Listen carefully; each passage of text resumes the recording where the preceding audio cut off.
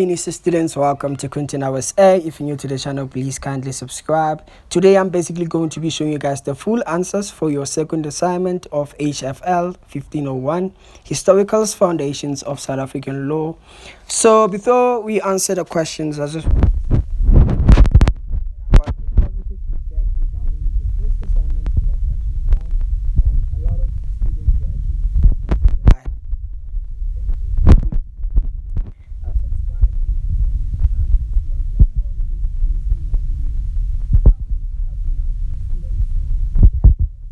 I appreciate the love and support, and may you get good marks on your assignments, guys. So on this assignment, it was very simple. So I'm just gonna read out the question and give you guys the answers, right? So the first question says that write a short paragraph on the relationship between the consensus and the law of contract. In your own answer, explain what a consensus entails and how it impacts on a contract. Your paragraph should be written in your own words and based on your own understanding of the topic as discussed in the HFL 1501 study guide. So what's very important about this first question is that you have to write down everything in your own words. So the answer that I'm about to give you right now, you have to summarize it in your own words, guys, or else we're gonna get disqualified for plagiarism. So I keep telling a lot of students on my videos that you have to write down everything in using your own words.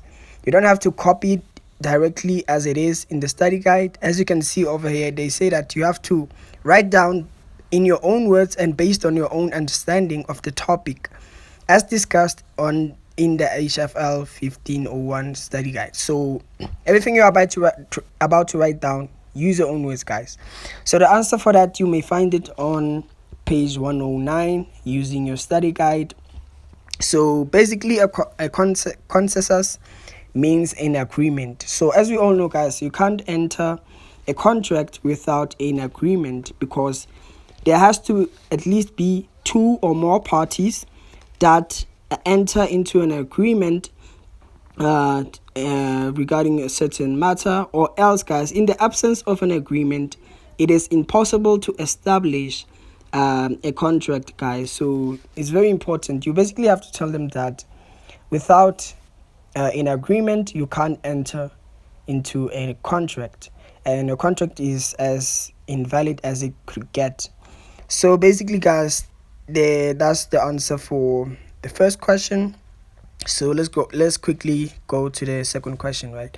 Read the following scenarios and identify whether the contract described in each is valid, void, or voidable.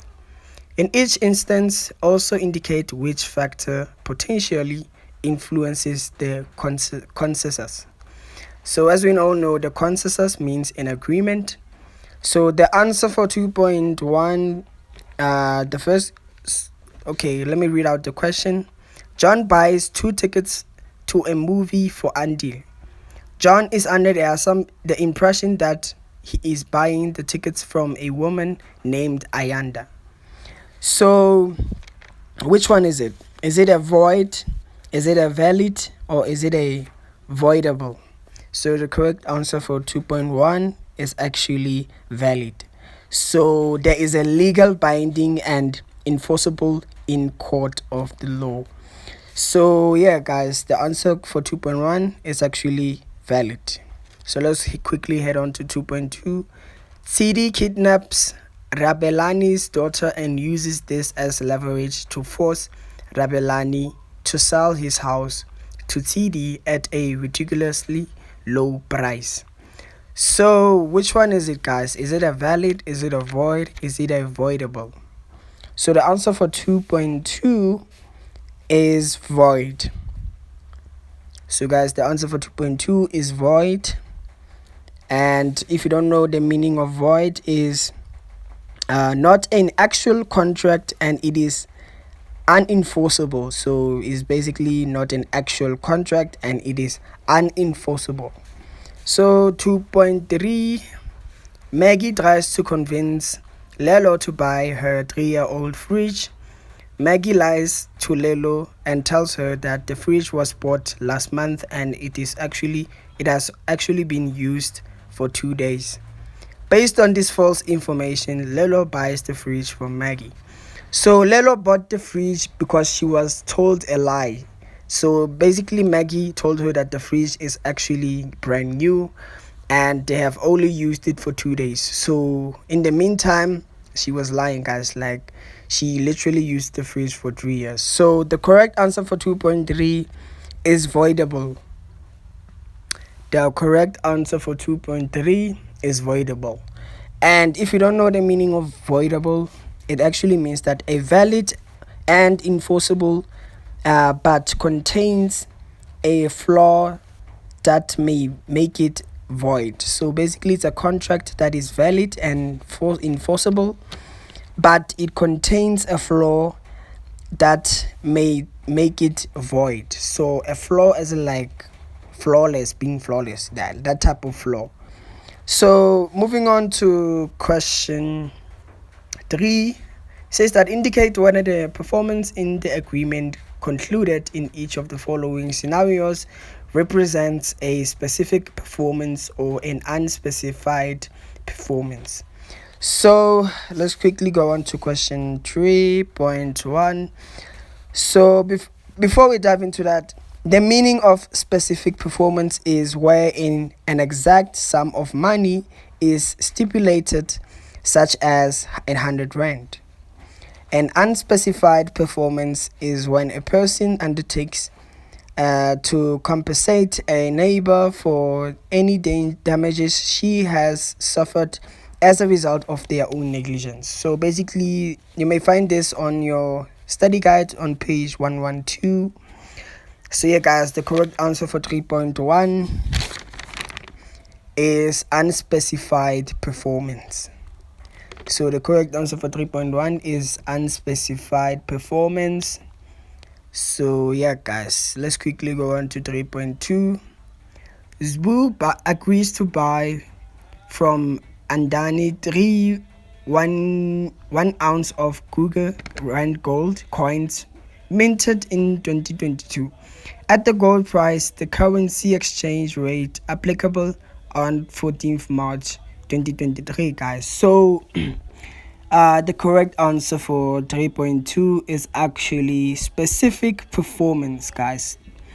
The correct answer for 3.2 is actually specific performance. As you can see, guys, there's no stipulation of any amount, but and on this case, guys, I mean, a one ounce of Kruger Rand coin is actually differs based on the exchange rate. As we all know, the exchange rate differs on a daily basis, so that's why it counts for specific performance, guys. So let's quickly go on to question 4. Indicate whether each of the agreements in the following scenarios contain a resolutive term, a resolutive condition, a suspensive term, or a suspensive condition. So guys, 4.1, the correct answer, it has to be a resolutive term. The reason why it is a resolutive term is because Reza agrees to lease his house to Matapelo for the month of August 2021. So Reza basically agreed to lease his house or lend his house to Matapelo for that specific month, which is August. So it's kind of like a short-term thing. So that's why he came up with a resolution to say, you know what, just stay here for a month. Then if you get on your feet, you might find a permanent place to live. So that's why it is a resolutive term. So 4.2, Naledi agrees to employ Jacobus full-time from March 2021, but only if Jacobus passes his matric examination. So there's a condition on this one, guys. So you just have to choose it in between the resolutive condition and a suspensive condition. So obviously there's a condition, right? Naledi wants to employ Jacobus, but on the condition that he passes his matric results. So the correct answer for 4.2 is actually a suspensive condition. So a suspensive condition is the correct answer for 4.2. So 4.3 says that Thomas undertakes to take his fiancée on a luxury cruise around the Mediterranean if Thomas wins the lottery. So Thomas plans to undertake his fiancée on a luxury cruise around the Mediterranean if only he wins the lottery. So on the condition that he wins the lottery, he's gonna do that. So again, the correct answer for that is a suspensive condition. So yeah, guys. Question 5. The following statements regarding the contract to purchase and save are all false. So in each instance, explain why this is so. So the following, guys, is actually the following statements are actually false. So you have to rectify them, guys. So let's quickly go to 5.1. So 5.1 says that the delivery of the thing sold is required for a contract of sale to be valid. The delivery of the first thing sold is required for a contract of sale to be valid. So that actually is false, and you may find the answers for this on page 121 to 122 using your study guide. So the correct answer for 5.1 should be the delivery of the thing sold is not required for a contract of sale to be valid. So it is not. So that's the correct answer, guys, for that. And 5.2 says that a seller has to be the owner of the thing sold for the contract sale to be valid.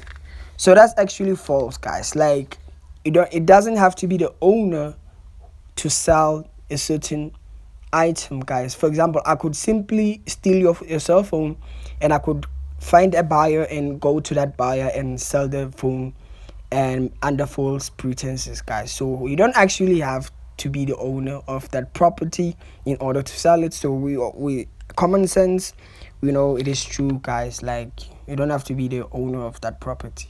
So the answer is that a seller could sell the property of another person, and this would still give a rise to the legality of a valid contract. So you don't have to be the owner to sell a specific item, guys. So yeah, 5.3 says that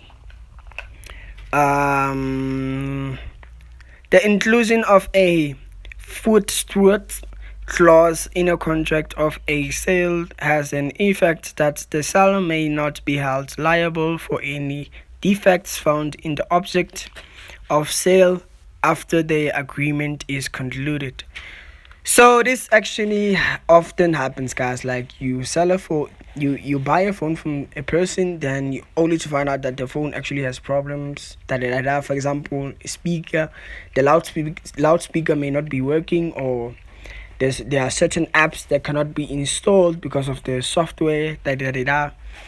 So yeah, guys, the correct answer for 5.3 is that a seller may be held liable for any defects found in an object of a sale after the agreement is concluded if she hid certain defects of a property. So if they hid certain defects of that property, they definitely may be held liable, even though everything was concluded.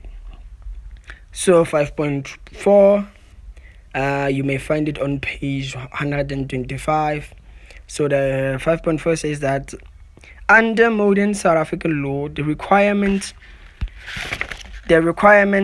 that both the seller and the purchaser must act in good faith has remained unaltered from the original Roman law prescribes. So the correct answer for that is that the requirement that both parties should act in good faith in their dealings was limited in the South African law. So as we all know, the law gets updated every once a year.